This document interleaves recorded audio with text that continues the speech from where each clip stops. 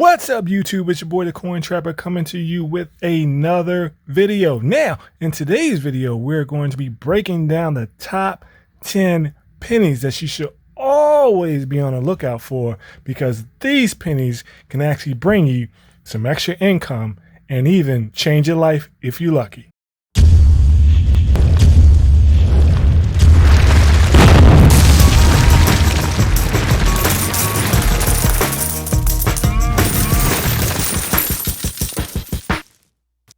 Kicking off our list at number 10 is going to be the 1999 wide AM penny minted out of Philadelphia. Now, from 1994 through 2008, all pennies intended for business use were struck on the reverse with a close A&M in America, and all proof coins during that same time frame were struck on the reverse with a wide A&M. Now, keep in mind that there are actually 3 dates that actually have the reverse of the proof design on these business strike coins. These years are 1998, 1999, and the year 2000. So, between those 3 years that I just mentioned, the 1999 wide AM is by far the scarcest of the 3, and to this day, this penny still commands over $100 even in the lowest conditions. The auction record for a 1999 wide AM penny was set earlier this year in January, and it sold at auction for $4,582 in mint state 68 red. Coming in at number 9, we have the 1983 doubled die reverse.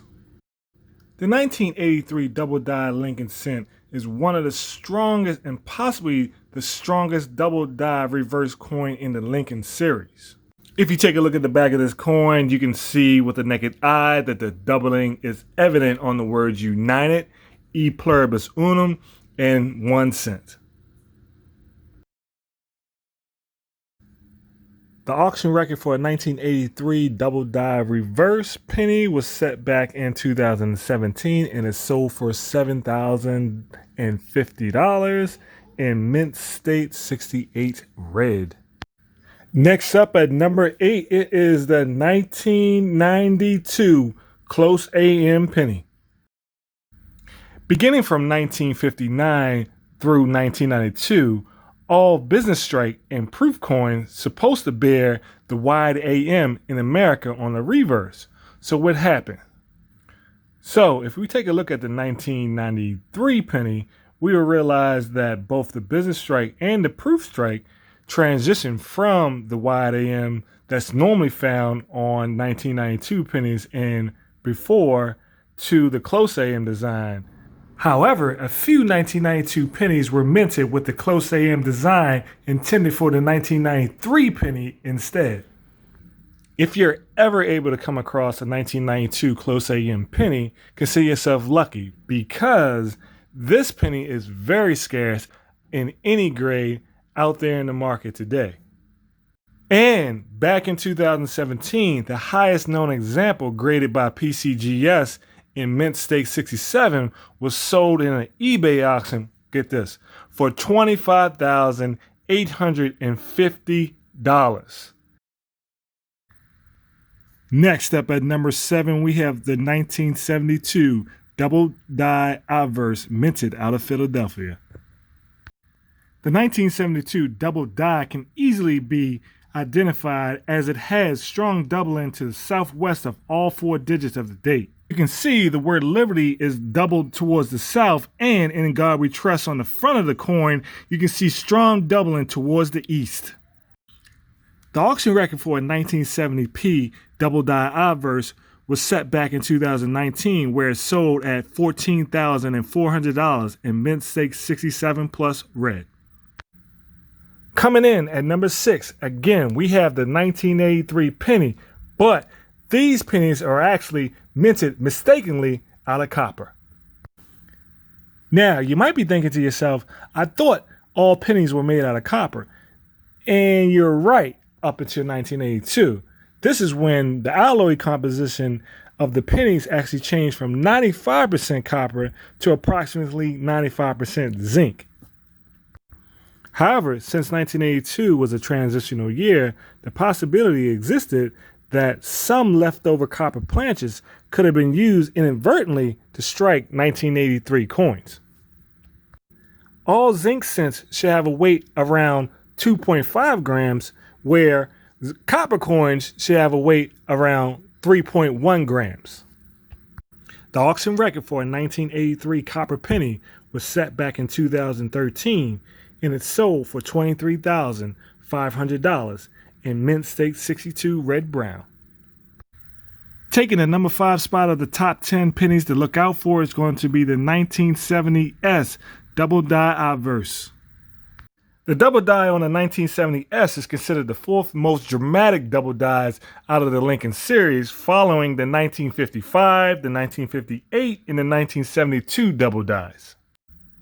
Now, all doubling can easily be seen with the naked eye, but the words "In God We Trust" and "Liberty," this is where the dramatic doubling is occurring. The auction record for this 1970S double die obverse penny was set back in 2001 and is sold for $24,150 in mint state 66. Things are starting to heat up, so smashing its way through number 4, we have the 1955 double die obverse.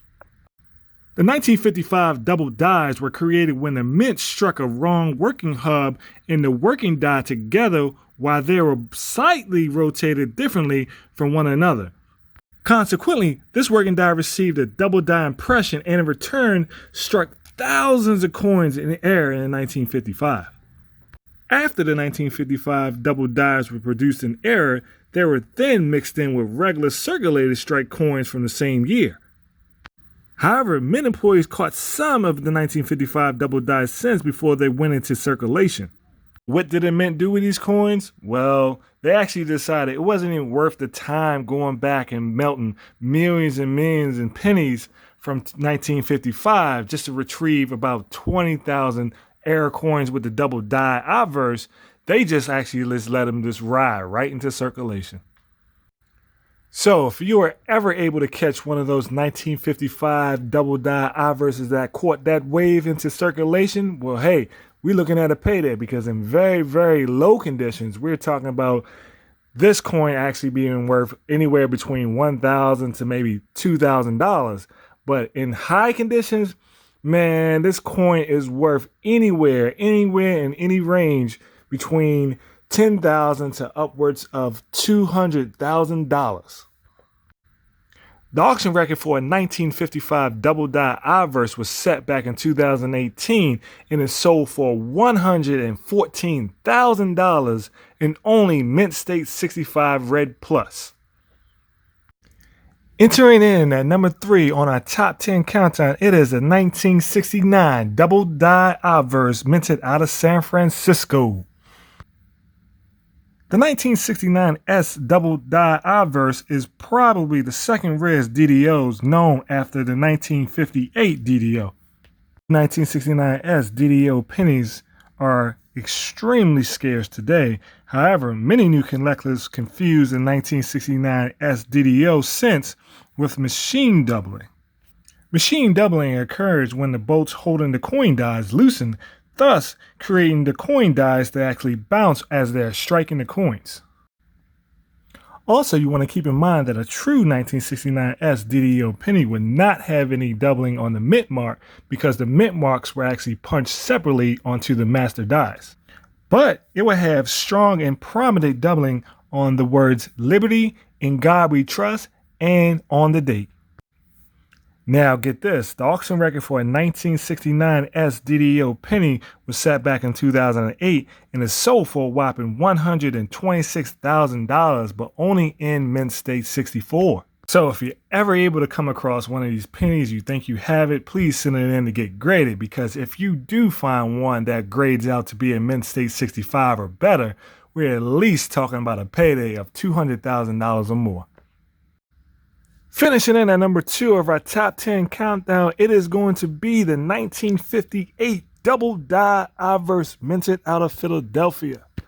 It's safe to say we can keep number 2 short and sweet. Why, you might ask? Because the 1958 double die I-verse is the rarest and most valuable DDO error of all of the Lincoln Wheat Cent series. Spotting one of these 1958 double die I-verses should be easy because they are very clear doubling in the words "In God We Trust" and in the words "Liberty," but in the date you might see some slight doubling, but it's not as prominent as the doubling in the words. The auction record for a 1958 double die I-verse was set back in 2018, and you ready for it? It sold for $338,000 in Mint State 64 red. So without further ado, in at number 1 we have the 1943 coppered Lincoln Cent. Now you might be asking yourself, man, what is he talking about? All pennies are made out of copper, man. How is this one so special in 1943?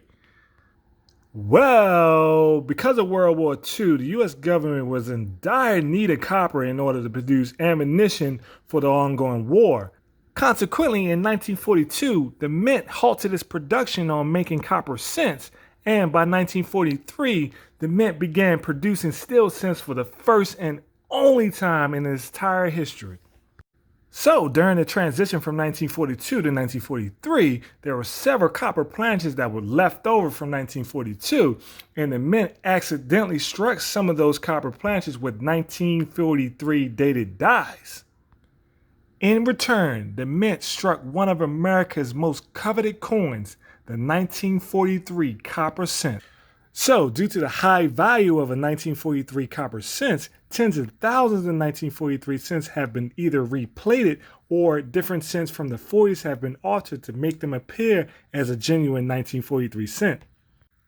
So, if you are ever lucky to come across a 1943 copper cent, please keep in mind that a 1943 steel cent, even if it was coated in copper, will still stick to a magnet.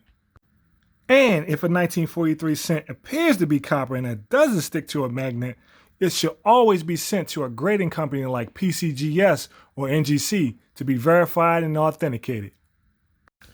Now, the auction record for a 1943 copper cents minted out of Philadelphia, Denver, and San Francisco ranges from $200,000 to $400,000. Yes, I said it, $400,000. All in lower grades. But get this, that's not even the best part. The reason why this coin made it to my number 1 spot, because this coin in higher grades is estimated to be worth up to $1.5 million. So please, always check your change. Think about it like this, that 1 penny in your pocket could be worth up to $1.5 million. Just because you took the time out to take a look. I want to thank you guys for checking out my video on the top 10 pennies that I think you should always be on the lookout for. So please don't forget to like, share, and subscribe to my channel if you haven't done so already. So until my next video, always remember, keep trapping.